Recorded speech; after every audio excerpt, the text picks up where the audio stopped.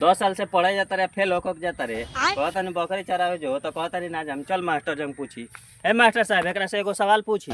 बताइएगा। हाँ मास्टर साहब पूछो एकरा से सवाल, हमें ही जम्बानी। 8 गो 4 गो को भाई 12 गो। गलत बात, 13 गो होगा। 13 गो नहीं होगा मास्टर साहब, ये सब पैसा के पानी में बहा देता है। फिर पूछिए एकरा से सवाल। 8 गो 22 गो को भाई 22 गो 8 गो कगो सब जोड़ के बताओ अभी। 30 गो। 24 गो 22 गो 8 गो 24 गो बैल। फिर पूछी मास्टर साहब एकरा से।